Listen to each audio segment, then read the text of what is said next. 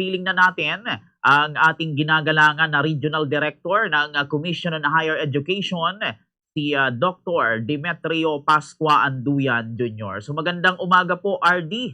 Again, welcome to our program for the third time. Si Bong Boquier po ito ulit. Welcome to our program, sir. Bati muna kayo sa atin pong mga listeners and viewers, RD. Good morning, Bombokir. Marhay na aga sa gabos na tagapakinig ng Bombo Radyo Naga. Maraming salamat po sa pagkakataon. Okay po. So yun, RD, pag-usapan po natin, kasi ito nabalitaan namin na dito sa Commission on Higher Education, parang in-implement itong 100% na pagpapatupad ng online class. Ngayon, RD, may standing order ba ang CHED Bicol na talagang, yun nga, mag-online class kapag sobrang init o may banta ng bagyo o nasa discretion pa rin ng schools, RD? Thank you very much. Ang inilabas na guidelines tungkol sa pagpapatupad ng flexible learning it was not brought about by the heat index. Actually, what triggered the issue once was the energy crisis that we are experiencing.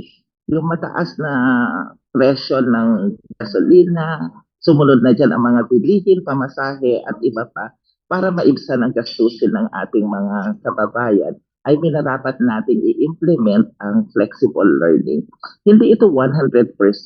Sa mga may eskwelahan lang na capable of implementing 100% online because of their capability and also the situation of the students. Meron silang gadget, meron silang internet connection, then ang mga school natin may offer a 100% online learning. But this is actually what we call flexible learning. Ibig sabihin, konsultahin mo ang mga estudyante, makiusap ka sa kanila. Kung hindi, wala silang gadget, wala silang internet, ay pwede naman tayong mag-modular, mag-offline. So, pwedeng 90% online, 10% face-to-face, 80% or 50-50. Nasa eskwelahan yan, depende sa capability ng school at depende rin sa sitwasyon ng mga mag-aaral. So we leave it to the higher education to decide based on their capability and the consultation that they did with the students. Okay po yun. Eto, RD, maisunod kong katanungan, kumusta po ang compliance ng mga kolehiyo at universidad sa Bicol sa flexible learning? And ilang percent pa rin, RD, yung naka-full face-to-face, RD? Ang kasalukuyan ay karamihan sa ating mga HEIs ay nagpapatupad ng 50-50. 50% online ay ito ay 50% offline. May mga schools na 2 araw pumapasok ang mga estudyante, the rest ay sila ay naka-online mode. So, yun ang kanilang mga ginagawa. Nandito ako ngayon sa Sorsogon State University, kausap ko kahapon ang mga estudyante, inalam ko ang kanilang saloobin tungkol sa flexible learning, nais nilang imungkahi nga na mas mainam daw na sa isang buong linggo, naka-face-to-face sila. And another 1 week, sila daw ay naka-online. Mas daw kasi nakakatipid sila doon kapag kung sila rin lang ay naka-online tapos biglang face-to-face, sila rin daw naman ay nasa boarding house nila. Sila ay gumagastos sa pagkain nila. Mas makatipid daw kung yung isang diretsong linggo nandoon sila sa kanilang bahay, mas nakakatipid sila sa pamasahe at saka sa pagkain. So yun ang kanilang pungkahi na atin namang ipinarating sa administration. So my point is, ang flexible learning, ang pagpapatupad nito ay dapat talagang inaalam natin ang sitwasyon ng mga estudyante at tingin din natin kung ano yung mainam para sa kanilang kasalukuyang lagay para magmamatch ang gusto ng eskwela at saka yung mga sitwasyon ng mga estudyante, of course, without sacrificing quality education. Yun ang ginagawa ng Commission on Higher Education. Pagkatapos naming nag-survey, ano ang kanilang ipinapatupad, nasa point na kami ngayon ng pagmo-monitor sa implementation nila. That's why we are on the field gathering feedbacks from both the school officials, faculty, and our students.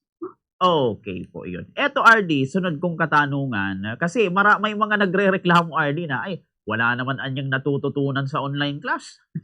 Ano ang sagot dito ng CHED, RD? And paano niyo tinitiyak na hindi dihado ang mga student dito, RD? Obocare, this is not the first time we were able to survive during the pandemic. Mas grabe pa nga noon dahil totally walang pumapasok sa eskwelahan, naka-lockdown, and we were able to manage. Ito naman ay pansamantala lamang. As mentioned by our chairperson, this is a stopgap measure. Sa kasalukuyang krisis na ating kinakaharap, ito ang aming contribution at ito ang aming tugon para naman maibsan ang gastusin ng bawat pamilyang Pilipino. So, pag natapos na itong crisis na ito, we will resume to normal. At saka, I don't agree with the notion na walang natututunan pag ito ay ginawa online. Para rin, may mga subject kasi na that is theoretical or concepts ang pinag-aaralan dito, lecture type. Ang mga estudyante naman, ang mga subject na ito ay pwedeng i-deliver ito online. Samantala, yung mga nangangailangan ng workshop, laboratory, hands-on, ang eskwelahan naman ay hindi magpapatupad ng online na kailangan talaga ang actual hands-on activity, especially if it is done in a natural setting or in a laboratory. Hindi natin pinapayagan na ang mga asignaturang ito ay nade-deliver online. Kaya ang mga supervisors natin ay pumupunta sa mga eskwelahan at tinitingnan kung talaga ito ay nai-implement. Tuloy-tuloy ang ating pakikipag-dialogo sa ating mga school officials to see to it na flexible learning is properly implemented.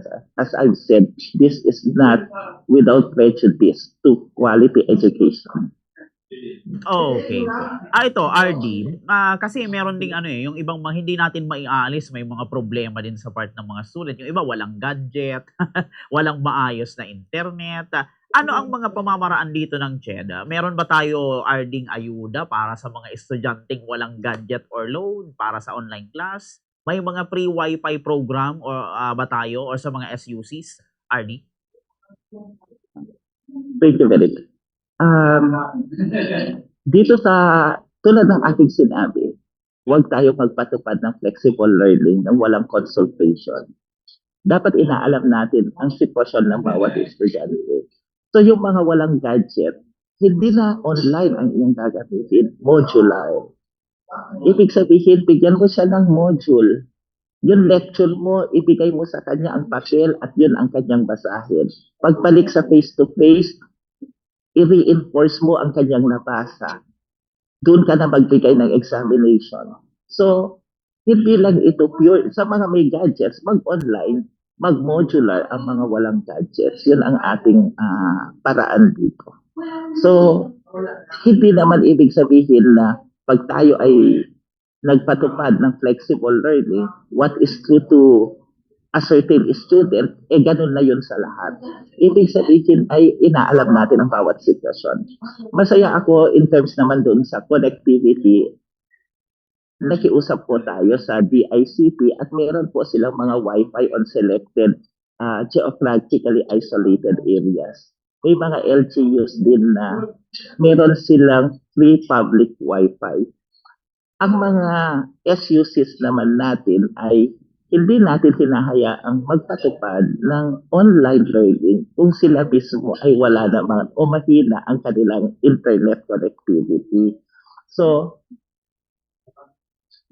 pwedeng maghiraman ng gadgets, pwedeng mag-ambagan para sa Wi-Fi, pwedeng alamin sa ating LGUs, sa mayor natin, sa barangay captain natin, kung meron nga po bang designated free public Wi-Fi based on their coordination with the DICT.